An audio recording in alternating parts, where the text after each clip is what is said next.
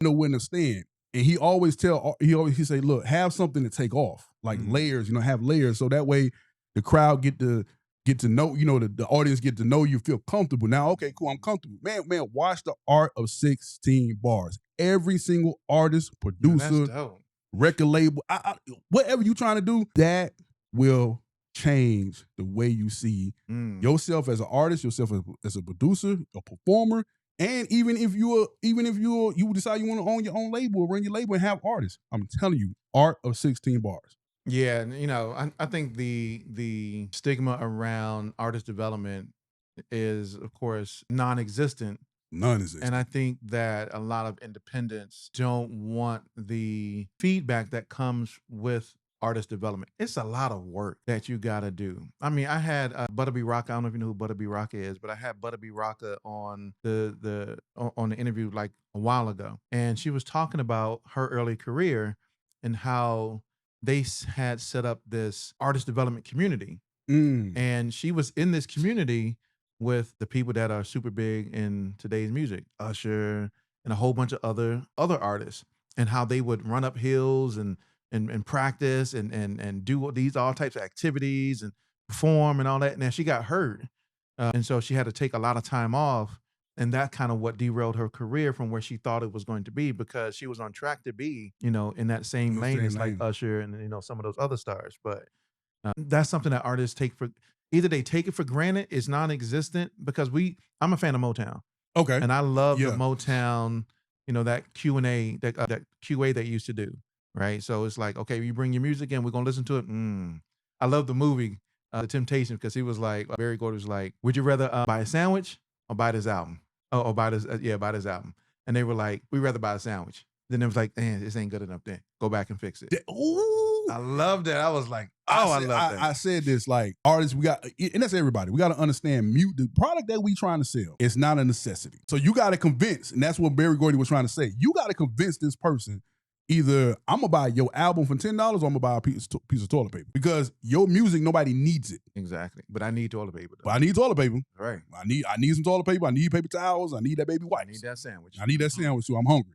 So you got to convince people. And that's what, and I think that's what we artists and a lot of people don't understand is like, we got to convince the audience that you need to listen and buy my music. And you got to give them a reason to not spend the $10 to buy that sandwich or toilet paper and go buy your album.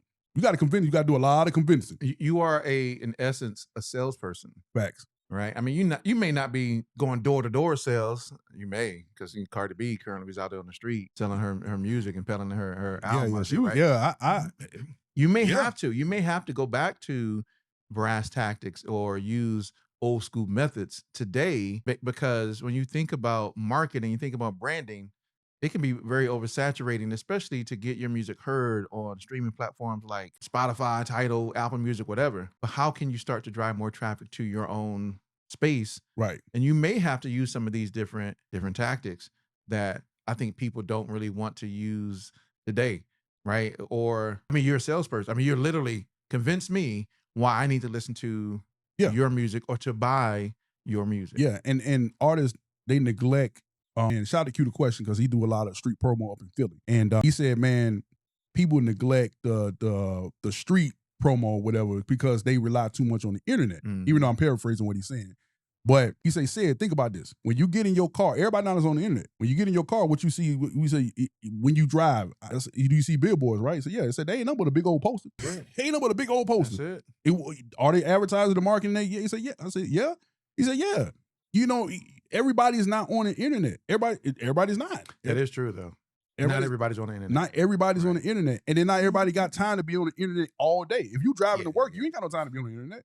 So what you just not, so they neglect that part and don't think like, yo, people do got to drive to work. Right. People do got to, on the bus stops. We look at buses. Matter of fact, I think what Lotto had the big old, on the MARTA buses, she had the whole, her album on the MARTA buses. I think Lil Wayne did that before with his Carter 4 album.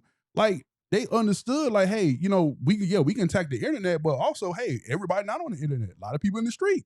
We got to get in the street. Yeah, there has to be other modes of visibility for your music, right? Yeah. So whether it's billboards, whether it's putting on buses, I mean, I've seen logos on cars made me go, oh, yo, who's that?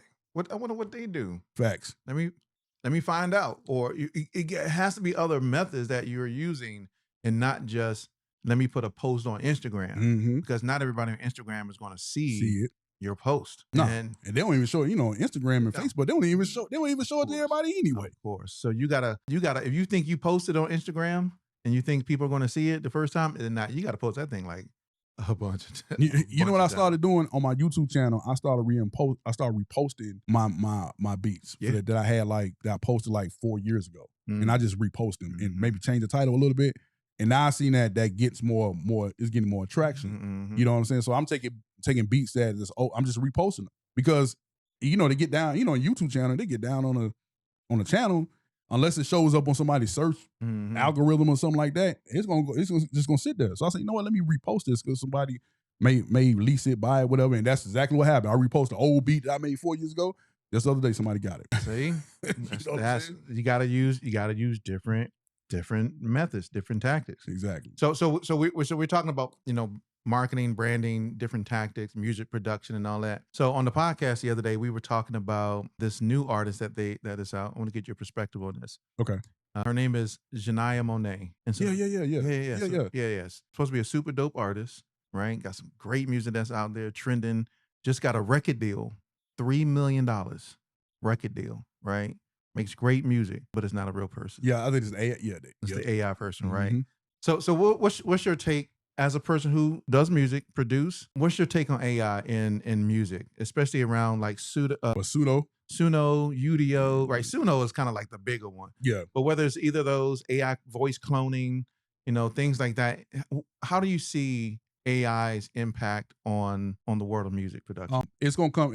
Right now, the biggest thing I've been reading is the biggest thing about who owns the music, who owns the copyrights. That's been like the biggest thing, because obviously AI is not going to go nowhere. Exactly, it's here to stay. So we as producers and content creators and artists, we got to find a way to use some of this stuff to leverage what we got going on, because it's here to stay.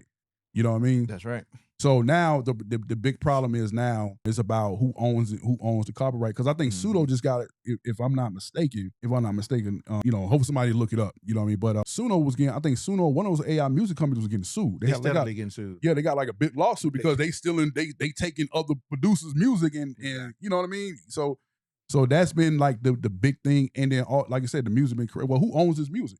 So that's been the biggest thing. But as far as like the AI artists, I saw this coming. We saw that it was coming, man. It was bound to happen, because it's too many. With music. The thing about this, I just had a conversation about this the other day. It's too many hands in the pot. It's too many. With music, it's no other industry where 20 people will be on one song. That's crazy. Like literally, like 20 people. It bare minimum at least 5 people. Because you got the artist, you got the songwriter, because the artists don't have to write their own music. You got the beat maker, the producer.